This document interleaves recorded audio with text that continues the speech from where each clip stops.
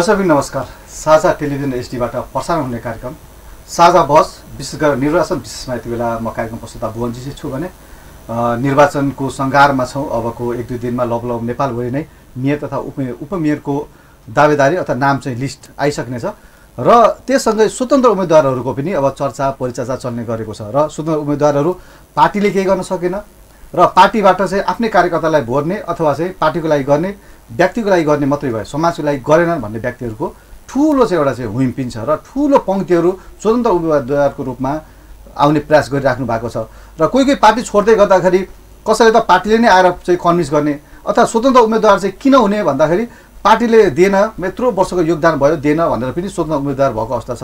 कोही फेरि व्यक्तिगत रूपमा स्वार्थको लागि पनि लागेको छ, पार्टीलाई चाहिँ मैले पख तँलाई मलाई नदिने भन्ने खालको पनि छ। भन्नुको मतलब स्वतन्त्र उम्मेदवारको आफूको इन्टेन्सन भए पनि स्वतन्त्र उम्मेदवारले पनि वैचारिक रूपमा चाहिँ यो निर्वाचनमा अगाडि बढेका छन् र उहाँहरूको भिजन र मिसनले देश सफल पनि हुन सक्छ। स्वतन्त्र उम्मेदवारहरू कसैले केही गरेन र समाज परिवर्तन गर्न पर्छ भन्ने चाहिँ हेतुले आएको धेरै जसो देखिन्छ। केही व्यक्तिहरू चाहिँ पार्टी लुप्त अथवा चाहिँ पार्टीले नदिएको अथवा कोही व्यक्तिलाई हराउनको लागि पनि आएको देखिन्छ।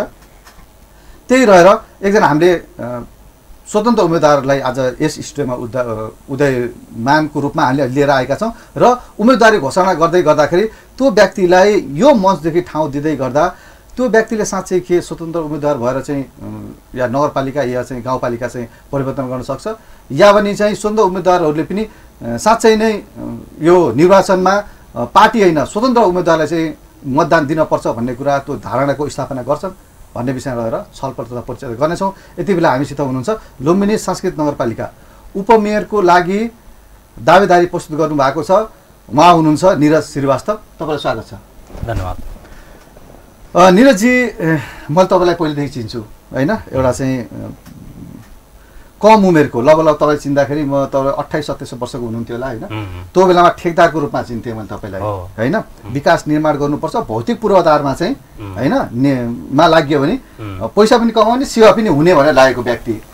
तर सबै त्यागेर त्यस्तो राम्रो फिल्ड त्यागेर एकाएक तपाईँ चाहिँ के गर्नुहुन्छ भन्दा अहिले आएर सांस्कृतिक होइन लुम्बिनी सांस्कृतिक नगरपालिकाको उपमेयरको रूपमा चाहिँ दावेदारी प्रस्तुत गर्नुहुन्छ। किन? यसको पछाडि कारण के छ भन्दाखेरि भुवन सर, म विगतको 10-12 वर्षदेखि ठेक्कापट्टाको काम गरिराखेको छु। इमान्दारीपूर्वक मैले काम गरेँ र यो पेसामा लागेको जति मान्छे छन् लगभग 90% काम गुणस्तरहीन गर्छन्, 10% मात्रै काम सन्तोषजनक गर्छन्।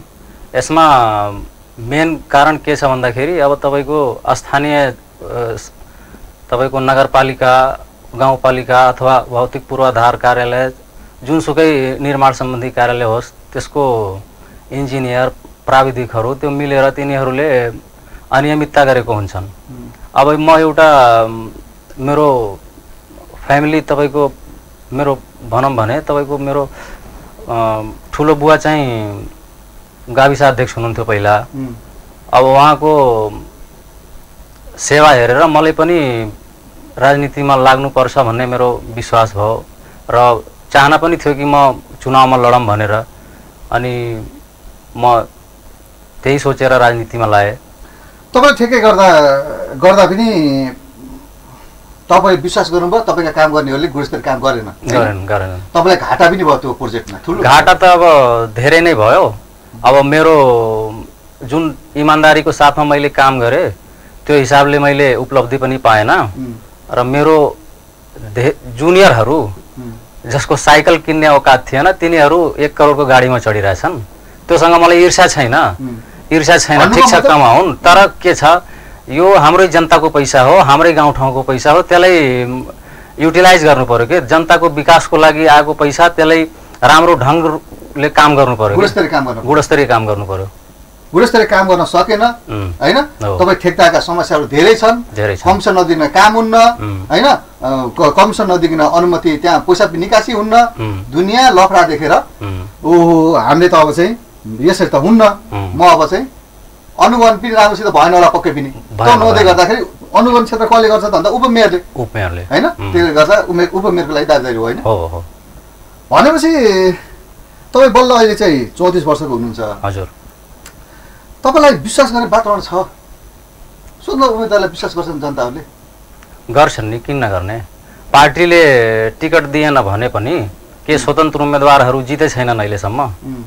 काम गर्ने आँट हुनु पर्यो, जनताको बिचमा विश्वास हुनु पर्यो, बनाउनु पर्यो सम्बन्ध। पार्टीले जिताउने होइन नि सर, जनताले भोट दिने हो, जनताले भोट दिएर जिताउने हो। पार्टीले टिकट दिएमै चुनाव जितिन्छ भन्ने त छैन। यो बार्गेनिङ त होइन, तपाईँले चाहिँ अब 1-2 दिनमा तपाईँको लगतै होइन आज भोलिमा नै तपाईँको उम्मेदवारी दिने खालको छ होइन, दिनहरू छ।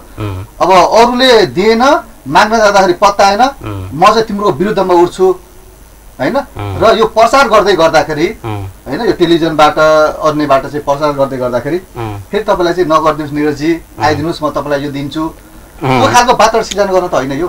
तपाईँले भुवनजी मैले एउटा विश्वास के दिलाउँछु, यो निरज श्रीवास्तवले बाचा गर्छ तपाईँको अगाडि। यदि विधाताले मेरो शरीरमा प्राण राखेछन् भने 2 दिन केही भएन भने कोही माइकालाल छैन मलाई रोक्नेवाला। भनेपछि उम्मेदवार चाहिँ दिनुहुन्छ त? दिने हो। उपमेयर म दर्शकहरूलाई जानकारी गर्न चाहन्छु, उपमेयरको क्षेत्र अधिकारी यति राम्रो न्याय दिने न्यायिक समितिको संयोजक या भनौँ अध्यक्ष नै उही नै हुन्छ, अनुगमन गर्ने, दोकानको हस्पिटल या भने सानो यो हेल्थ पोस्टहरू लगायत जति पनि मेडिकल सेक्टरहरू हुन्छ या दोकानहरू जे पनि होटेलदेखि लिएर जम्मै व्यवसायको अनुगमन गर्ने व्यक्ति उही, र पूर्वाधार विकासका ठुल्ठुला प्रोजेक्टहरू हेर्ने उही। तर पनि गुणस्तरीय छैन, गुणस्तरीय हुन सकेन, बनाएको 1-1.5 वर्षमा भत्केको अवस्था छ। कति न्युज लेख्नु, कति रिपोर्ट बजाउनु होइन, त्यो समस्या हामीले पनि भोगेका छौँ। त्यही समस्या समाधान गर्नलाई समस्या हो कि अरू पनि केही छ? समस्या त थुप्रै छन् सर, किनभने जनताले भोट दिएर जिताउँछ नेताहरूलाई, त्यो नेताहरूले त्यो हिसाबले काम गर्न सक्दैनन् के।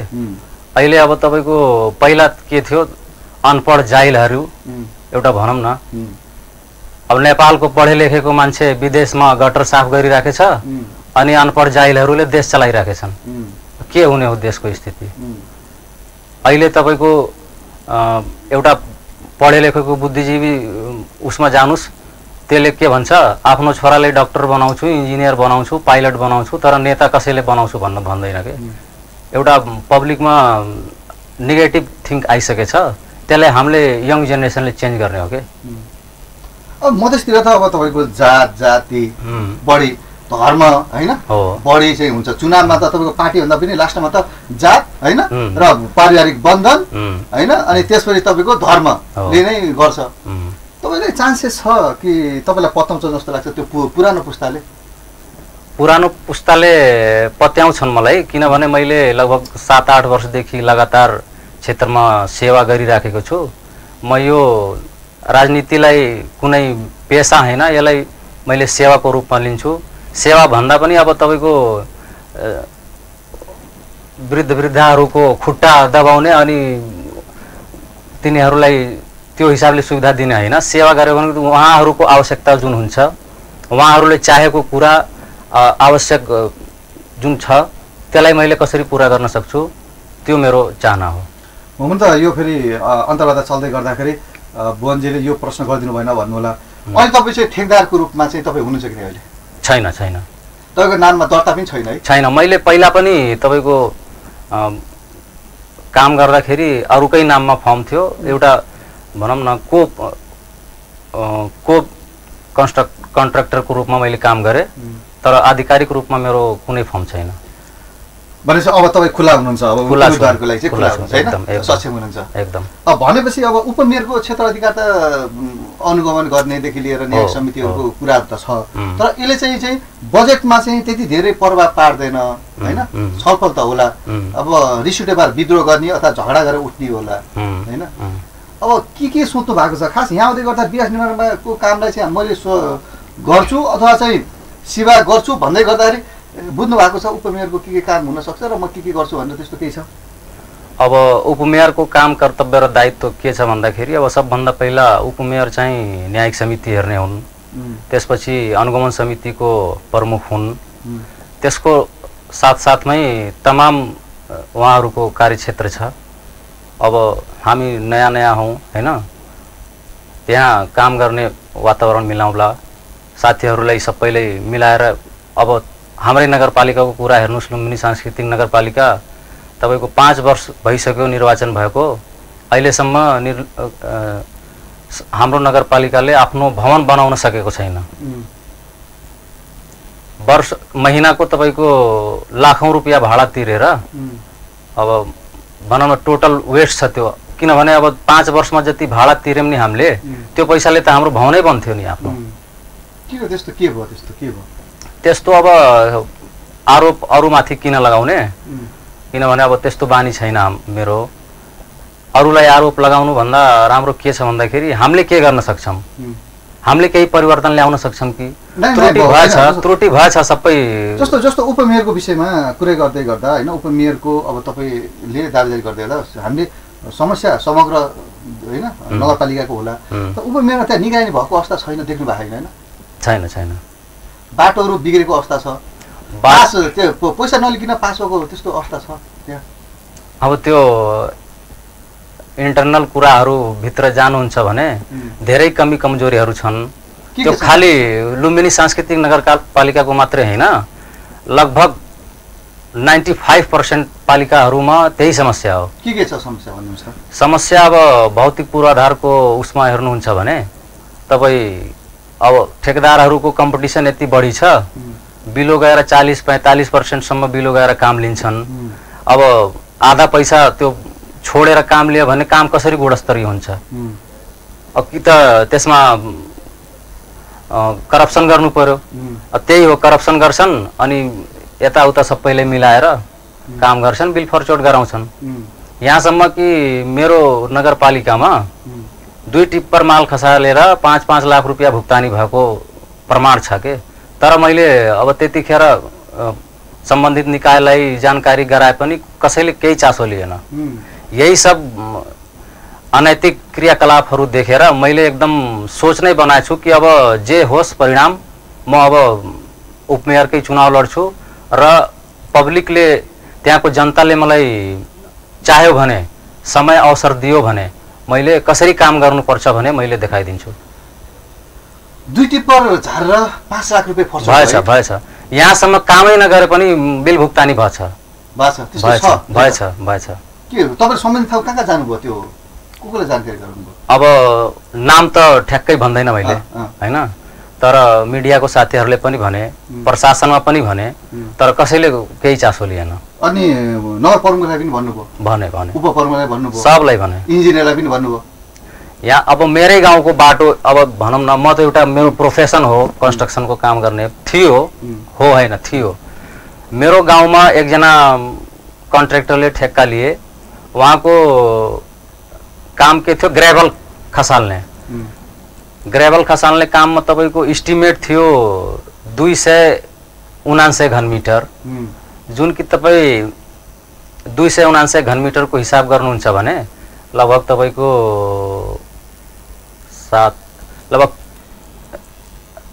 40 टिप्पर, सानो जुन टिप्पर हुन्छ नि, 40 टिप्पर एस्टिमेटले खसाल्यो भने बल्ल त्यहाँ क्वान्टिटी पुग्छ। तर त्यहाँ 12 टिप्पर मात्रै माल खसालेर त्यो बिल भुक्तानी हुनै लागेको थियो।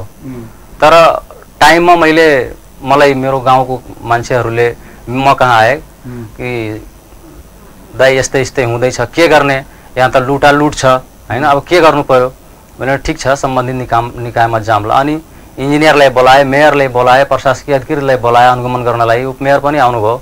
सबैको अगाडि मैले भनिदिएँ कि यदि एस्टिमेट तपाईको 40 टिप्पर भनिराखेछ भने त्यति हो, 5 टिप्पर खाऊ तिमीले, 35 टिप्पर त माल खसाल्देऊ, त्यति निरा भयो हैन। अब 12 टिप्पर मात्रै खसालेर तपाईले 40 टिप्परको बिल भुक्तानी गर्नुहुन्छ भने आखिर त्यो पैसा कसको हो? कुनै नेता मन्त्रीको बाउको पैसा हो? हामीले तिरेको, जनताले तिरेको ट्याक्सको पैसा हो, त्यो हाम्रो बीचमा आएको हो।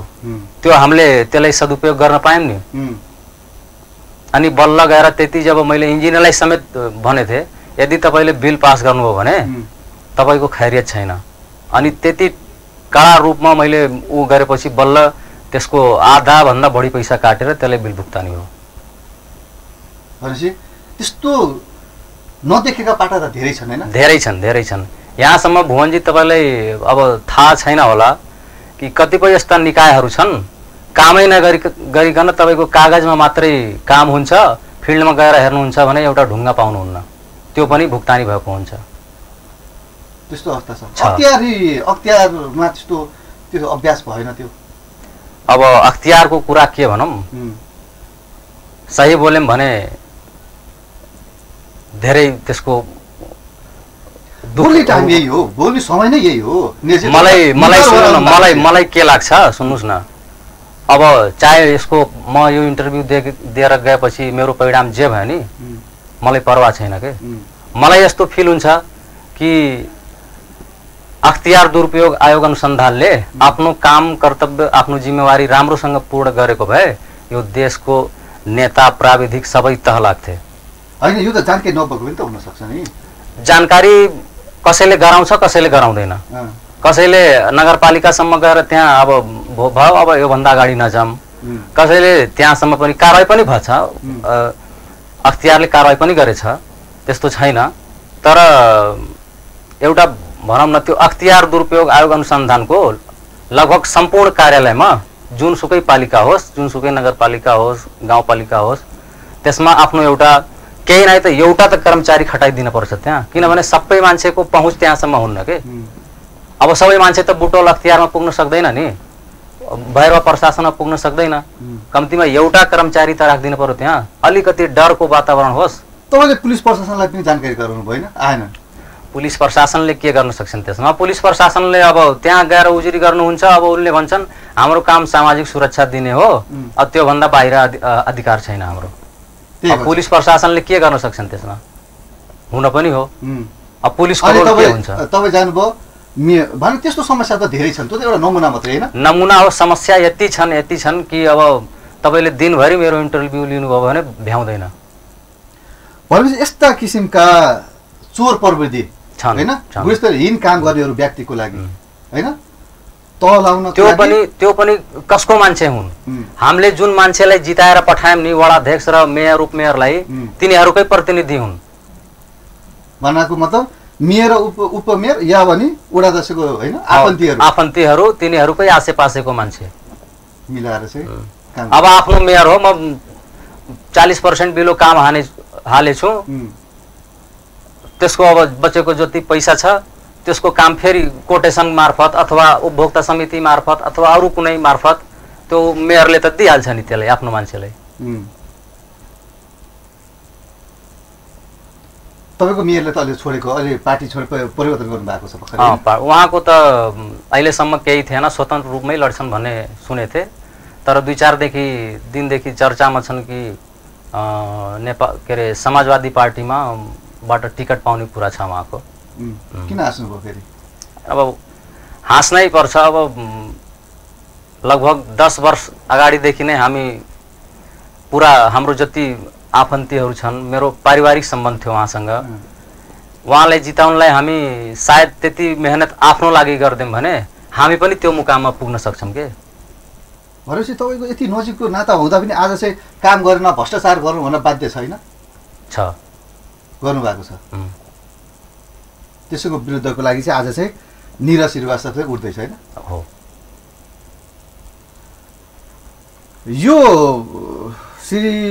यो निरज चाहिँ श्रीवास्तव एउटा चाहिँ पात्र मात्रै हो समग्र नेपालभरि स्वतन्त्र उम्मेदवारहरूको लागि, जसले चाहिँ समाजमा घटेका घटनाहरूबाट सन्तुलित छैन भन्नुको मतलब अपनाउन सकेका छैनन्, भ्रष्टाचार भएको महसुस गरेका छन्, न्याय नपाएको महसुस गरेका छन्। तराई भेटमा त अझै अन्यायहरू धेरै भएको, सानो मुद्दामा जग्गाको सानो एउटा बनाएको मतलब एउटा रुखको लागि पनि त्यहाँ झगडा हुन्छ। तर त्यहाँ नमिलेर अदालतै गएको देखिन्छ क्या। फेरि अदालत पनि यति धेरै ठुलो मास हुन्छ नि भुवनजी। त्यसको मेन कारण के रहेछ भन्दाखेरि एउटा अशिक्षा मेन कारण हो होइन। गाउँमा अब सबै पढे लेखेको हुन्छन् भने जरुरी छैन। अब बिस्तारै त्यो चेन्ज हुँदैछ, किनभने अब रिक्सा चलाउने मान्छेले पनि आफ्नो बच्चालाई बोर्डिङ स्कुल पढाएछ होइन। अब बिस्तारै चेन्ज भइराखेको छ। तर मैले आफ्नै मेरै अगाडिको घटना हो, एउटा सानो त्यो बाटोमा रहेको गोबर उठाउँदाखेरि त्यसको लागि प्रशासनसम्म पुगेछन् मान्छे। त्यो हुन्छ नि त्यो गोबर त्यो उठाएर आफ्नो गाउँमा, अब त्यो पहिलाको चलन के थियो तपाईँको, त्यसैलाई उ गरेर त्यो भात पकाउने चलन थियो होइन। अनि त्यो उठाएर अर्कोको घर लग्यो भनेर त्यो कारणले झगडा भएको देखेछु मैले। अनि त्यो कारणले झगडा मात्रै हैन प्रशासनसम्म पनि पुग्यो। न्यायिक समिति के गर्न सकेन? हैन त्यो न्यायिक समिति भन्दा अगाडिको कुरा हो। तर अब विचार त त्यही नै हो। न्यायिक समितिको रोल कस्तो छ अहिले? उपमेयरको रोल कस्तो छ? अब उपमेयर त अब सबभन्दा पहिला म उपमेयरज्यूलाई नमस्कार गर्न चाहन्छु। उहाँ मेरो ठुली आमा नै हुनुहुन्छ। सम्बन्ध त आफ्नो ठाउँमा छ तर राजनीति अर्कै कुरा हो। जुन हिसाबले जनताले इच्छा आकांक्षा राखेको थियो उहाँले गर्न सक्नु भएन के, किनभने अब उहाँको अवस्था पनि त्यस्तो छैन। लगभग 70-75 वर्षको भइसक्नु भयो, हात खुट्टाले काम गर्दैन। अब एकजना गाडीमा बसेर तिनलाई हिँडाउन पर्छ। अब उहाँले जुन हिसाबले उहाँलाई प्रस्तुत हुन पर्थ्यो जनताको अगाडि त्यो हिसाबले सक्नु भएन। भन्नुभन्दा शारीरिक अवस्था पनि त्यस्तो, शारीरिक अवस्था पनि हो। अब उहाँको पारिवारिक कुरा पनि केही होला। भनेपछि उहाँको पनि आफन्तीहरू जोडिएका छन् यो ठेक्कापट्टामा? उहाँको छन्, सबैको छन्। भने सबैले सबै जनप्रतिनिधिको ठेकदार एकजना राखेका छन् नजिक होइन? भनेपछि पैसा कमाउने धन्दा छ। मैले तपाईँले भुवनजी पहिल्यै भनिदिएँ मैले, यहाँ हाम्रो यो नगरपालिकाको मात्रै होइन यो देशकै कुरा गरौँ भने राजनीतिलाई सबैले पेसाको रूपमा लिएछन् कि सेवाको रूपमा कसैले पनि लिए छैन। मलाई पैसै कमाउनु थियो भने मैले ठेक्कापट्टा गर्थेँ नि, किन मलाई राजनीति गर्नु पर्थ्यो, किन चुनाव लड्नु पर्थ्यो? अब ठिक छ, अब निरजी अब पैसा खर्च हुन्छ होइन भन्छ नि त, तराईमा त होइन तराई बेल्टमा धेरै किनबेच हुन्छ अरे भोटको पनि होइन, पैसा खुवाउनै पर्छ, जाति मिलाउनु पर्यो, धर्म मिलाउनु पर्यो, विपेक्षलाई पनि मिलाउनु पर्यो भन्ने खालको छ नि। अब तपाईँ यस्तो अब अहिले एकदमै तपाईँ एक्साइटिङ हुनुहुन्छ, म समाज परिवर्तनको लागि लाग्छु, यो गर्छु, मैले यो जानेको छु, मैले ठेकदार गरेँ, कहाँ समस्या छन्, अब मैले यसरी चाहिँ यसलाई पार लगाउन सक्छु भनेर आउनु भएको छ नि। अब तपाईँहरूले जनताले चाहिँ त्यो आधारमा भोट दिन्छन्, फेरि पनि मैले त्यही प्रश्न दोहोऱ्याएँ। हेर्नुहोस्, म तपाईँलाई एउटा फ्याक्ट कुरा के भन्दैछु, त्यो सिस्टम छ अहिले पनि जुन तपाईँले भन्नुभयो पैसाले भोट दिन्छन्, दारू मासुमा बिक्छन्, त्यो खालि हाम्रै नगरपालिकाको मात्र नभएर सम्पूर्ण देशकै समस्या हो। तर परिवर्तन हुँदैछ, तपाईँले त्यसको आभास भइराख्यो होला। ठाउँ ठाउँबाट मान्छेहरू उठ्दैछन् त्यसको विरोधमा, अनि मान्छेमा सचेतना बढिराखेछ होइन कि भोट भनेको एउटा अमूल्य चिज हो, यसले 5 वर्षको लागि यो मेरो भाग्य नै लेख्ने हो, यसले अब बिस्तारै चेन्ज हुन्छ। भनेपछि लगभग कति 31,000को 33,000को होइन अब मतदान झर्ने, त्यसमध्ये पनि तपाईँको झर्नेको 22,000 के होला होइन? लगभग तपाईँको 60 देखि 70% मत खस्छ। भने जित्नको लागि लगभग 10,000को आसपास होइन, 10-12,000 जनाले तपाईँलाई मान्दिन पर्यो कि निरज आए भने या आउनुभयो भने उसले चाहिँ सही काम गर्छ अथवा पूर्वाधार विकासमा न्यायिक समितिमा बसेर यसले सही कुरा गर्छ अथवा न्याय गर्छ भन्ने कुरा विश्वास दिलाउनका के गर्नु भएको छ अहिले? अब लगातार मैले 7-8 वर्षदेखि जनताकै बिचमा रहेर उहाँहरूको साथमा चाहे जुनसुकै सहयोग होस्, 12 बजे राति कहीँ पुग्नु पर्यो, मेडिकल पुग्नु पर्यो, कहाँ कुनै कसैको झगडा केही छ समस्या समाधान गर्नु पर्यो, म डाइरेक्ट आफै फेस भएर उहाँहरूको अगाडि समस्याको समाधान गरेछु जति मेरो क्षमता थियो। अब आफ्नो क्षमताभन्दा बढी त कसैले गर्न सक्दैन, जति मेरो क्षमता थियो त्यति मैले सहयोग गरेछु। भनेपछि सहयोगी हातहरू तपाईँले धेरैचोटि होइन सहयोगी हातहरू बढाउनु भएको छ। अब त्यो सहयोगी हातको बदला तपाईँले भोट चाहनुहुन्छ? भोट, मलाई भोट चाहियो। भोट चाहियो। I don't need anything, only vote. भनेपछि युवाहरूले के भन्छन् बुझ्नु भएको छ? के युवाहरूले राम्रै सपोर्ट गर्छन् मेरो। अब तपाईँले एउटा कुरा के भन्छु, केही दिन अगाडिको कुरा हो, 2-4 दिन मेरो स्वास्थ्य अवस्था ठिक नभएर म लगभग साइलेन्ट जस्तै थिएँ। अनि त्यो गाउँको अनि 2-4वटा अरू मान्छेहरू आएर तपाईँ किन साइलेन्ट बस्नुभएको छ, पैसाको कमजोरी हो कि के हो, तपाईँ दुनियाँले दारू मासु खुलाएछन्, बाँडेछन्, हिँडेछन्, तपाईँ किन यस्तै बस्नुभएछ? मैले भने ठिक छ, अब 2-4 दिनपछि हामी पनि गरौँला, केही छैन। उहाँहरूले अब उहाँहरूको कुराले मलाई यति भावुक बनाइदियो, यतिसम्म भनेछन् कि तपाईँ चुनाव लड्नु, साइकलबाट प्रचार गर्नुपर्छ भने हामी गर्छौँ, तर तपाईँ पछाडि नहट्नु होला। अब तिनीहरूको त्यति आश छ मेरो माथि, म कसरी पछाडि हटौँ? निजी त्यसो भए साथ र सहयोग चाहिँ भन्नुको मतलब आउँछ नै आउँछ अगाडि बढ्नु भएको छ भनेपछि अब यो स्वतन्त्र उम्मेदवारहरूको त के छ भन्दा देशव्यापी रूपमा धेरैजना जितेको अवस्था तपाईँले भनिसक्नु भएको छ होइन उहाँहरूको अगाडि बढ्ने क्रम पनि छ अब लगभग वैशाखको 30 गते होइन र 1-2 दिनमा त तपाईँको आइहाल्छ होइन त्यो 1-2 दिन लाग्दैन अरू बढी लाग्छ काउन्टिङ हुन अब लगभग 2 दिनमा त यति अन्तरमा मैले जित्न सक्ने सम्भावना त देखिहाल्छ त्यो त अब काउन्टिङ हुँदाखेरि लगभग तपाईँको गेस भइहाल्छ भनेपछि वार्ड नम्बर प्रत्येक वार्डमा तपाईँले आफ्नो टिम बनाउनु भएको छ कि तपाईँ एक्लै चाहिँ म उम्मेदवार भन्दै जानु भएको छ के छ त्यो टिम भन्दा पनि जस्तै हाम्रो नगरपालिकामा 13 वटा वडाहरू छन् हरेक वडामा हरेक गाउँमा लगभग 2-4 जना साथीभाइहरूको सहयोगले जस्तै त्यस्तो टिम छैन जस्तै पार्टीहरूको हुन्छ हैन वडा अध्यक्षदेखि लिएर सदस्यदेखि लिएर मेयरसम्मको बडी जुन हुन्छ नि त्यो हिसाबले मेरो टिम छैन तर लगभग 116 वटा गाउँ छन् लुम्बिनी सांस्कृतिक नगरपालिकामा प्रत्येक गाउँमा 2-4 जना मान्छेलाई मतलब मैले त्यहाँ राखेछु अब त्यहाँ जाँदाखेरि उहाँहरूलाई सम्पर्क गरेर गाउँ घरमा घुम्ने अब आफ्नो कुराहरू भन्ने उहाँहरूको समस्या सुनिदिने त्यही हो त्यस्तै चलिरहेको छ उहाँहरूले पनि राम्रै रिस्पोन्स दिनुभएको छ अब कति योजना छ कति खर्च गर्नुहुन्छ अहिले चुनावमा अब चुनावमा त निर्वाचन आयोगले जति भन्छ त्यति खर्च गरौँला त्योभन्दा बढी त गर्न भएन गाडी त लिएर हिँड्नुहुन्छ गाडी त अब गाडी पनि अब साथीभाइहरूले सहयोग गरिदिनु भने लिएर हिँड्ने हो नत्र बाइकमा प्रचार गर्ने हो गाडीमा घुमेर मात्रै भोट पाउने छ भने गाडीमै हिँड्नलाई के छ त